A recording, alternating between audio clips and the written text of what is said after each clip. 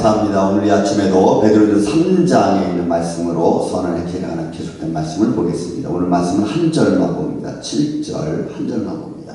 같이 공부할까요?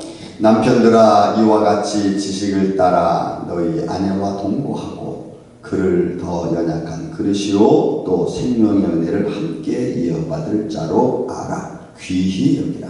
이는 너희가 기도가 막히지 아니하게 하려 함이라. 아멘. 자, 선한 행실 중에서 오늘 본문의 말씀은 지금 이 말씀을 아마 베드로가 지금 들려주는 것을 보면은 시대적인 배경이 많이 깔려 있는 걸로 볼 수 있습니다. 왜냐하면 지금 베드로가 이 말씀을 선포할 때의 어떤 시기적으로 보면은 AD 60년 이후로 65년 이상이니까 가장 로마 박해가 심하고 또 백성들의 삶이 굉장히 공고해지는 이럴 때 그러다 보면은 부부관계가 좋을 수 없겠죠. 왜? 삶의 형편이 어려워지면 그 어려움 속에서 서로 의지하고 위로하기보다는 서로 다투고 또 그런 것을 충족시키기 위한 어려움이 발생하기 때문에 그렇습니다. 그런 과정에 믿음의 과정에 대한 모습을 사실 오늘 베드로가 선포하고 있지 않나 봅니다. 자, 선한 행실 중에서 이거는 남편과 아내의 관계성에 관한 문제입니다. 과연 이 말씀은 오늘날 해당할까요? 오늘날 이 시대에 이 말씀이 해당한다면 너무 좋겠습니다. 진리의 말씀이니까 이 말씀은 해당되는 거죠. 그렇지만 세상은 이 말씀을 받을 만한 지금 사회적인 바탕이 쉽지 않다 이렇게 저는 봅니다. 왜냐하면 이혼율이 점점 높아지고 서로의 불신과 계약과 조건의 관계로 맺어지는 패밀리가 되기 때문에 사실 그렇습니다. 자, 그 말씀을 한번 보겠습니다. 남편들아 이와 같이 지식을 따라 너희 아내와 동거하고. 여러분 여기서 지식을 따라라고 하는 것은 여기 조그맣게 여러분 성경에도 아마 주석이 나와 있을 겁니다. 그 아내를 더 연약한 그릇이고 여기 같이 여기고 지식을 따라 동거하며 또 생명이 여기 지식은 하나님의 말씀을 기본으로 하고 있는 걸 말합니다. 그러니까 남편들에게 아내들을 귀 여기는 방법 중에 하나가 뭐냐면 생명을 같이 나누는 것과 이것은 이미 성령이 말씀해 주고 있는 것을 전반으로 기준으로 하고 있는 겁니다. 그래서 어떤 부부관계를 맺는다는 것은 물론 인간의 욕심도 있죠. 조건도 있고 상관관계도 있습니다. 그런 것 때문에 이루어지는 오늘날 세상이니까. 그렇지만 기본 바탕은 그것이 아니라 말씀이죠. 말씀. 서로 조력해서 서로 하나가 될 수 있는 마음이 기본이 먼저 돼야 돼요. 이런 기본이 이것이 기본이 되지 않고 환경과 조건 여러 가지 여건들이 그 상황이 돼서 그런 것 때문에 결혼하게 되면 이거는 반드시 얼마 가지 못할 수밖에 없습니다. 이게 오늘날의 세상의 모습이고 논리입니다.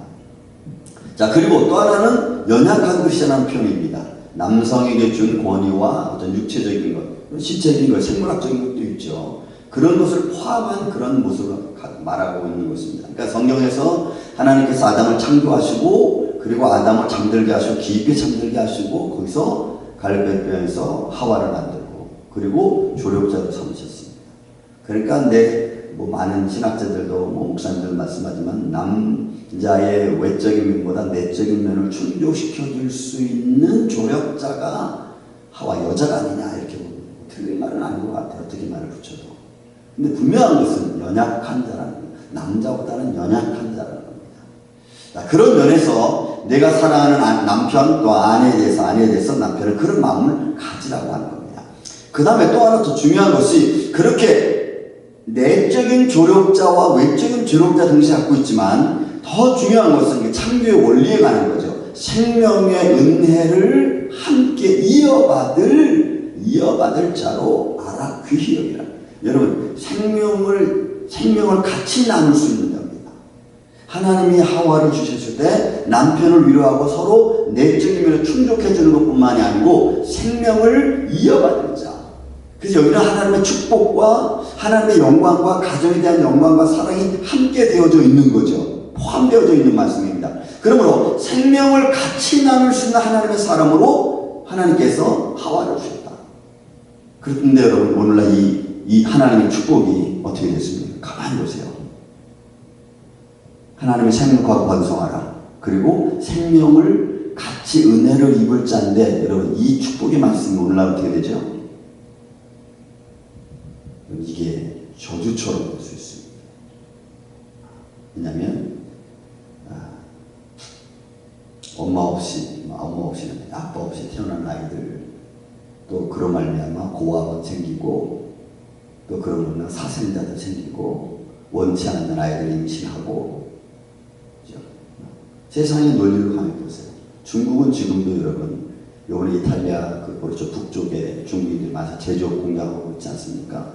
근데 거기에 많은 사람들 중에 하나, 여러분, 국적이 없고 태어난 날씨도 없는 무적국자들이 여러분 중국인들이 너무 많아요. 왜냐하면 중국에서 너무나 인종이 많으니까, 사람이 많으니까 부모님 태어나서 얘를 등록시키지 않은 거예요. 그 얘는 없어. 아무것도 없어. 이 땅에 태어난 근거가 없어. 이거는 하나님 말씀에 의해 본다면 너무 귀중한 생명인데, 그 생명이 인간의 욕망과 욕심과 탐심으로 인해서 만들어진 생명이에요. 저주라고 해야 됩니까? 너무 좀 심하죠, 그 말은. 그런데 하나님의 축복이 인간의 죄로 말미암아 자꾸 이게 벌같이 되어진다는 겁니다. 진노같이 되어진다는 거예요.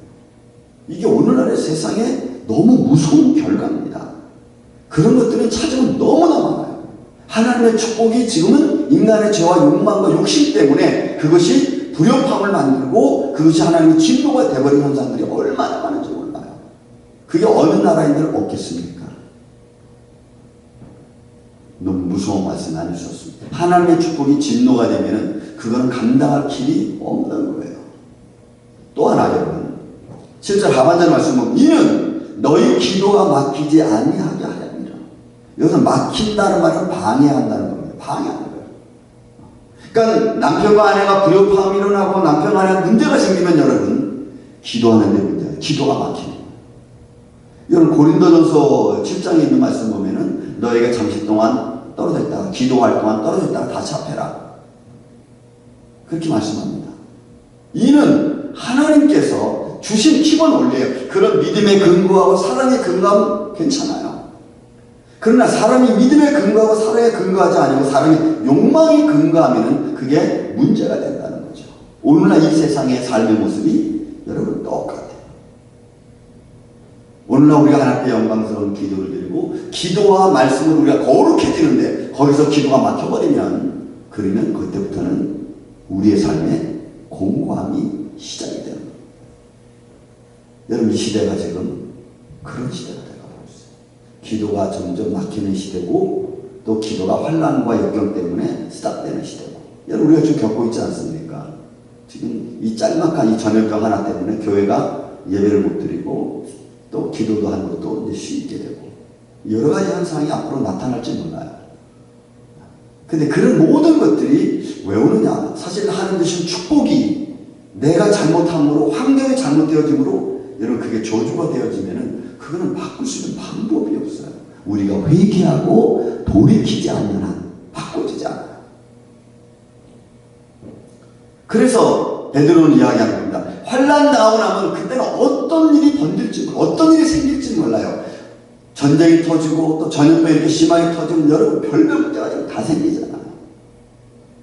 그런 것처럼 여러분 부부관계도 가족도 그럴 수 있습니다. 그럴 때 살아계신 하나님을 믿고 있지 않은 가정, 남편과 아내, 또 선한 행실들은 바로 하나님의 영광을 이룰 수 있는 한 놀라운 축복이 아닐 수 없습니다. 전 여러분들의 이런 가정이 되시기를 주님의 이름으로 축원을 드립니다. 기도하겠습니다. 은혜로우신 아버지 하나님 감사합니다. 아버지 환난 때에 우리의 가정들이 믿음 안에서 든든히 설 수 있도록 주님 역사하여 주옵소서. 기도가 막히지 말게 하여 주시고 서로 위로하며 사랑해 줄 수 있는 가정들 되게 하여 주옵소서. 예수님의 이름으로 기도하옵나이다.